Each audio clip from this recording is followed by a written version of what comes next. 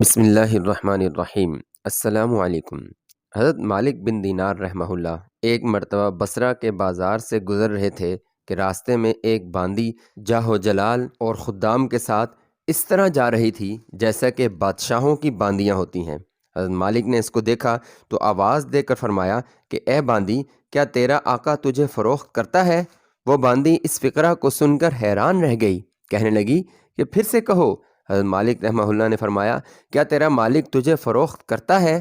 باندی نے کہا کہ اگر وہ فروخت کر بھی دے تو کیا تجھ جیسا فقیر مجھے خرید سکتا ہے؟ فرمانے لگے کہ ہاں، اور فرمایا کہ یہ فقیر تجھ سے بہتر کو بھی خرید سکتا ہے۔ وہ باندی یہ سن کر ہنس پڑی اور اپنے خدام کو حکم دیا کہ اس فقیر کو پکڑ کر ہمارے ساتھ لے چلو، ذرا رستے میں مذاق ہی رہے گا۔ خدام نے پکڑ کر ساتھ لے لیا۔ جب وہ گھر واپس پہنچی تو اس نے اپنے آقا سے یہ سارا قصہ بیان کیا۔ وہ سن کر بہت ہنسا اور ان کو اپنے سامنے لانے کا حکم دیا۔ جب سامنے پیش کیے گئے تو اس کے آقا کے دل پر حضرت مالک بن دینار کی ایک ہیبت سی چھا گئی اور کہنے لگا کہ آپ کیا چاہتے ہیں؟ انہوں نے فرمایا کہ تو اپنی باندی میرے ہاتھ فروخت کر دے۔ اس نے پوچھا، کیا آپ اس کی قیمت دے سکتے ہیں؟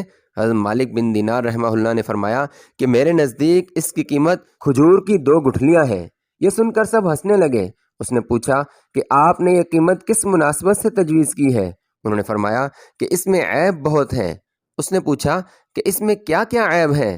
حضرت مالک رحمہ اللہ نے فرمایا کہ اگر عطر نہ لگائے تو بدن سے بدبو آنے لگے، اگر دانت صاف نہ کرے تو منہ سے گندی مہک آنے لگے، اگر بالوں میں تیل کنگھی نہ کرے تو پریشان حال نظر آئے اور جوئیں پڑ جائیں اور سر سے بدبو آنے لگے، ذرا عمر زیادہ ہو جائے تو بوڑھی ہو جائے گی اور منہ لگانے کے قابل نہ رہے گی، حیض اس کو آتا ہے، پیشاب وغیرہ اس کو آتا ہے، ہر قسم کی گندگیاں اس میں سے نکلتی ہیں، غم، رنج اور مصیبتیں اس کو پیش آتی رہتی ہیں، خود غرضی اتنی ہے کہ محض اپنی غرض سے تجھ کو محبت ظاہر کرتی ہے، انتہائی بے وفا ہے، کوئی قول اور اقرار پورا نہیں کرے گی اور اس کی ساری محبتیں جھوٹی ہیں، کل کو تیرے بعد کسی دوسرے کے پہلو میں بیٹھے گی تو اس سے بھی ایسی ہی محبت کے دعوے کرنے لگے گی، ہاں مگر میرے پاس اس سے 1000 درجہ بہتر باندی ہے جو اس سے نہایت کم قیمت بھی ہے، وہ کافور کے جوہر سے بنی ہوئی ہے،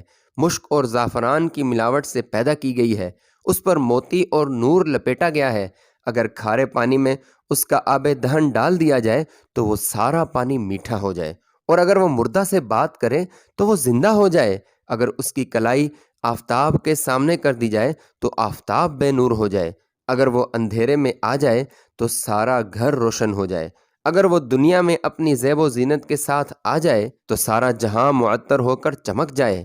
اس باندی نے مشک و زعفران کے باغوں میں پرورش پائی ہے، یاقوت اور مرجان کی ٹہنیوں میں کھیلی ہے، ہر طرح کی نعمتوں کے خیموں میں اس کا محل سرائے ہے، تسنیم جو جنت کے نہروں میں سے ایک نہر ہے اس کا پانی پیتی ہے، کبھی وعدہ خلافی نہیں کرتی، اپنی محبت کو کبھی نہیں بدلتی، ہر جائی نہیں ہے بلکہ ایک ہی کے ساتھ محبت قائم رکھتی ہے۔ اب تم ہی بتاؤ کہ قیمت خرچ کرنے کے اعتبار سے کون سی باندی بہتر ہے، تمہارے والی یا وہ جس کا میں ذکر کر رہا ہوں؟ سب نے کہا کہ وہی باندی بہتر ہے جس کی آپ نے خبر دی۔ مالک بن دینار رحمہ اللہ نے فرمایا کہ اس باندی کی قیمت ہر وقت، ہر زمانے میں اور ہر شخص کے پاس موجود ہے۔ لوگوں نے پوچھا کہ اس کی قیمت کیا ہے؟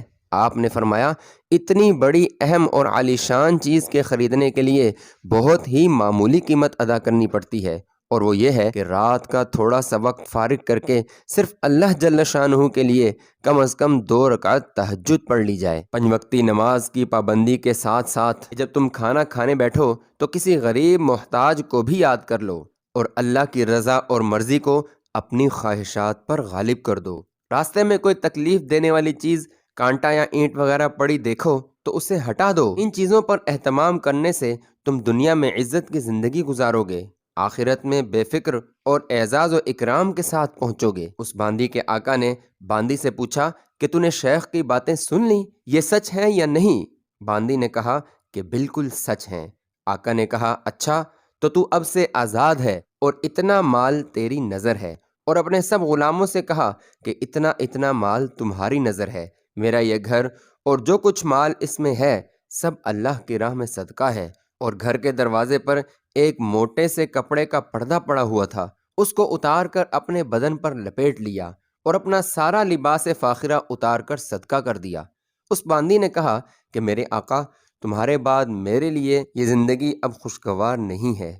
اس نے بھی ایک موٹا سا کپڑا پہن کر اپنا سارا زیب و زینت کا لباس اتار دیا اور اپنا سارا مال و متاع صدقہ کر کے آقا کے ساتھ ہو گئی۔ حضرت مالک بن دینار رحمہ اللہ ان کو دعائیں دیتے ہوئے رخصت ہوئے اور وہ دونوں اس سارے عیش و عشرت کو چھوڑ کر اللہ کی عبادت میں مشغول ہو گئے اور اسی حالت میں ان کا انتقال ہوا۔ اچھے اور ایمان افروز واقعات سننے کے لیے چینل کو سبسکرائب کریں۔